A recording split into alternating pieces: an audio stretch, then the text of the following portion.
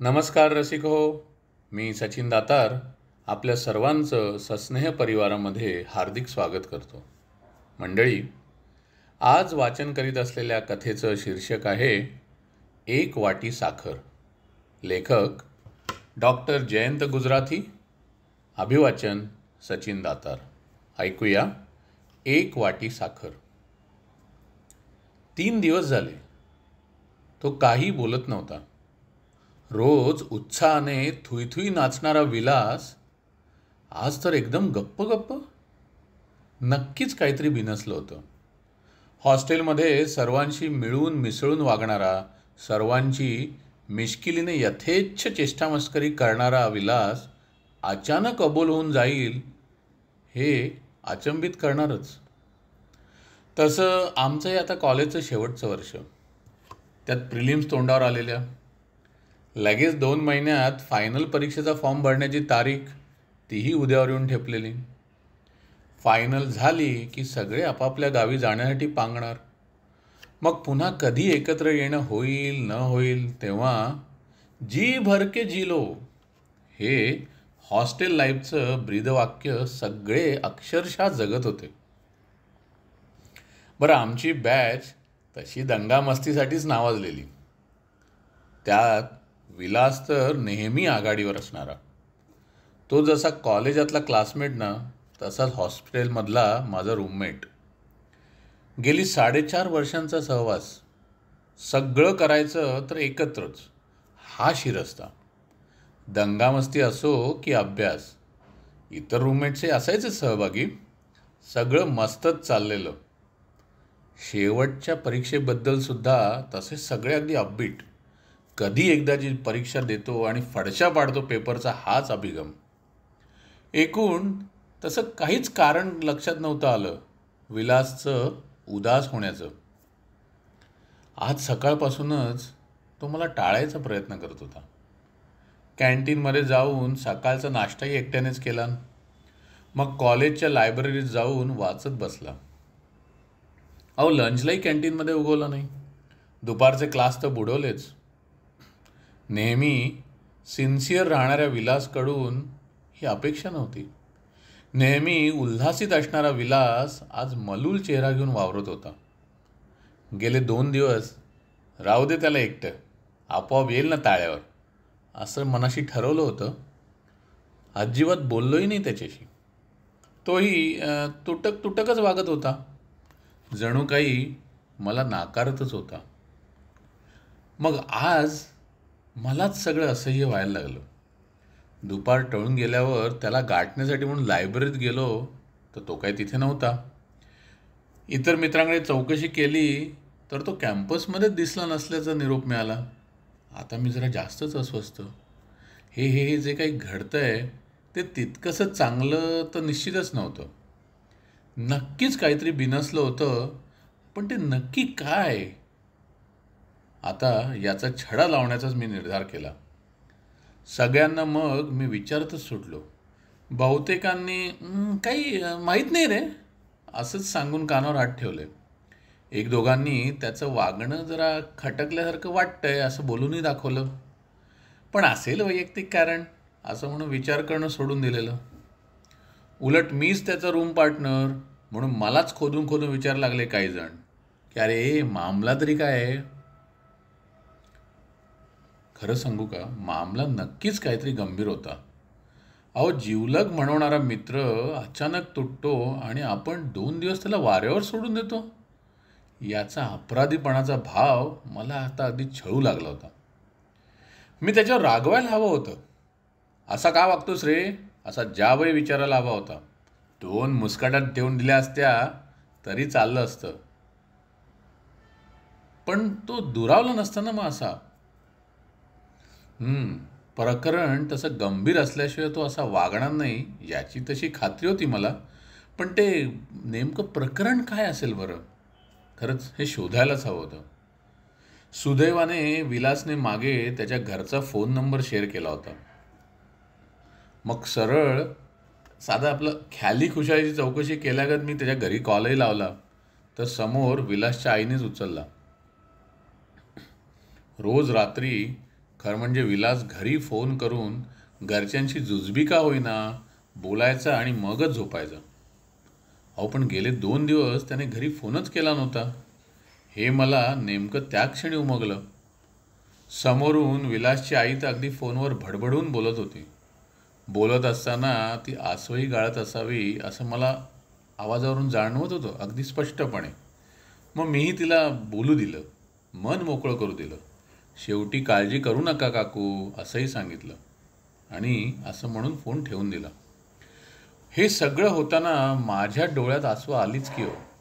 तसा मला रागही आला होता त्याचा, प्रचंड राग आला होता विलासचा आणि माझा स्वतःचा सुद्धा. त्याला चांगले गुद्दे मारावे, ठोसे द्यावे, झोडपून काढावं. काही बाई बोलावं असं वाटलं, पण त्या घटकेला मला गावी असलेली त्याची माझी आईच आठवली. माझी आई तशी पोक्त आणि धोरणी, कुणाचंही अंतरंग तिला सहज कळतायच. लहानपणी तिने आम्हाला एक धडा शिकवला होता, कायमचा लक्षात राहणारा. बघा त्यावेळेला ना आम्ही चाळीत राहत होतो. सगळा मध्यमवर्गीय शेजार, सगळे तसे खाऊन पिऊन सुखी. तरीही महिना संपत आला की प्रत्येकाची ओढाताणी व्हायचीच. 1 तारखेला झालेला पगार महिना अखेरला पुरायचा नाहीच. त्या काळी महागाई 5वीलाच पुजलेली. आईबाबांच्या काटकसरीच्या आणि बचतीच्या सवयीमुळे आमच्यावर कुणापुढे कधीही हात पसरण्याची पाळी येत नसेच. बाबांनी नाही म्हटलं तरी बऱ्यापैकी गंगाजळी साठवून ठेवली होती. बरं त्यावेळी चाळीतलं वातावरण अगदी आपुलकीचं, खेळीमेळीचंच. अडीअडचणीला एकमेकांचं बघणं हा स्थायी भाव. महिना अखेरीस शेवटचा आठवडा काढताना एकमेकांकडे 1 वाटी साखर, थोडंसं दही, तेल, तूप, प्रसंगी स्वस्त असलं तरी मीठही मागायचं अगदी सहज व्हायचं आहे. यात संकोच वाटत असला तरी हा देवघेवीचा व्यवहार असायचाच. शेजारपाजारी मागणं याची पाळी आमच्यावर क्वचितच आली, पण आईच्या शहाणपणाने आम्हाला जो धडा घालून दिला ना, तो काळ्या दगडावरची रेघ ठरलेला, कायमचा आमच्या मनावर कोरला गेलेला. घरात गरज नसताना सुद्धा ती शेजारी पाजारी 1 वाटी साखर मागवायला पाठवायला आमची. मी म्हणायचोय, ए आई, अगं साखर तर आहे ना आपल्याकडे, मग कशाला मागायची उगाचच.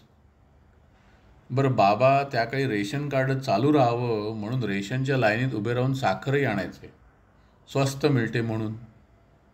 तर माझ्या प्रश्नावर आई गंभीर होत सांगायची, हे बघ जयू, अरे सगळी बोटं सारखी नसतात. प्रत्येकाला सगळं मिळूनच राहतं असं नाही. इतरांकडे मागण्याची पाळी येतेच ना. बरं ती आपल्यावर येत नाही हे आपलं नशीब. आपल्याकडे आहे म्हणून आपण शेजाऱ्यांना देतही असतो. नाही म्हटलं तरी मागताना शरम, संकोच अरे वाटतंच. आपल्याला गरज नसली तरी आपणही क्वचित मागत राहिलो तर शेजाऱ्यांना हा संकोच वाटणार नाही अरे. आणि आपल्यालाही त्यांची गरज आहे हे त्यांना पटत राहील ना, जाणवत राहील तसं. बरं तसंच मागण्याने आपल्यातही आपल्याकडे सगळं आहे असा गंड निर्माण होणार नाही ना बाळा. तेव्हा जा बरं, जा जरा साखर घेऊन ये. खरंच आईचं म्हणणं त्यावेळेला अगदी अनाकलनीयच वाटायचं, पण आता ते अक्षरशः पटत होतं. विलासच्या आईने सांगितलेली हकीकत फोनवर मगाशी विलक्षणच होती. कोरोना काळामध्ये विलासच्या वडिलांची नोकरी गेली. वयाची 50शी उलटलेली असल्याने बरं दुसरी नोकरी तरी कशी मिळणार. नवीन उत्पन्नाची साधनं उभी करण्यात प्रॉव्हिडंट फंडची रक्कमही संपली. थोडीफार बचत होती, त्यावर 2 वर्षे घर खर्च आणि विलासच्या शिक्षणाचा खर्चही निभावला. धाकटी बहीणसुद्धा घरी असलेली, ती कॉलेजच्या फर्स्ट इयरला होती. अहो तिचं तर सगळंच शिक्षण बाकी राहिलेलं. अरे आमच्याकडचे सगळे पैसे संपलेत आता, तुला पाठवण्या इतपतही नाहीत. सगळा भार तुलाच उचलावा लागेल. परीक्षा दे आणि लवकर कमावता हो, म्हणजे आपली काळजी मिटेल, असं विलासला मागच्याच आठवड्यात सांगून झालं होतं. केविलवाण्या स्वरात हे सगळं विलासशाही सांगत होती तेव्हा माझंही काळीज असं पिळवटून निघत होतं. अहो, बातमीच तशी सुन्न करणारी होती, जी आजपर्यंत विलासने माझ्यापासून लपवून ठेवली होती. तो बोललाच कसा नाही हे काही, याचं आश्चर्य, विलक्षण राग, संताप सगळं सगळं मनात उमटलं. विलासने मला परकं मानलं हेच जास्त जिव्हारी लागलं होतं. नाही, त्याला तातडीने शोधलंच पाहिजे. अरे, उद्या तर परीक्षेची फी भरण्याचा शेवटचा दिवस. त्याला गाठून कुणालाही कुठलीही कुणकुण न लागून देता हा तिढा सोडवावाच लागेल. आमच्या बाबांनी आणि आईनी लावलेली बचतीची सवय आज कामाला येत होती. मागच्या 4 वर्षात बाबा पैसे पाठवायचेच की, त्यातूनच वाचवलेले पैसे आता उपयोगी पडणार होते. सहज विचार केला, कुठे गेला भला असेल विलास? आणि अंदाज आला. अहो, खात्रीच म्हणा ना, गावाबाहेर तळ्याकाठी गणपतीचं मंदिर आहे ना, तिथल्या कट्ट्यावर आम्ही तासनतास बोलत बसायचो. तिथेच असणार तो. तडक निघालो, त्याला गाठलंच तर शून्यात पाहत असल्यासारखा बसून होता तो. मी हाक मारून पाकिट त्याच्या हातात ठेवलं. पाकिटामध्ये 20,000 रुपये होते. म्हटलं, परीक्षेची फी आणि 2 महिन्याचा तुझा खर्च निभावून जाईल. विलासने ते पाकिट हातात घेतलं आणि मिठीच मारली मला आणि घळाघळा रडू लागला. मग मीही त्याच्या पाठीवर थोपटत त्याला ही 1 वाटी साखरेची गोष्ट सांगत बसलो. काय मंडळी, अहो, कशी वाटली आजची कथा? अभिप्रायामध्ये नक्की लिहा. बरं, आजचं अभिवाचन लाईक करा, शेअर करा. आपलं सस्नेह चॅनल मित्रमंडळींबरोबर सुद्धा शेअर करा. त्यांनाही सबस्क्राईब करायला सांगा. पुन्हा भेटूया पुढच्या रविवारी. धन्यवाद.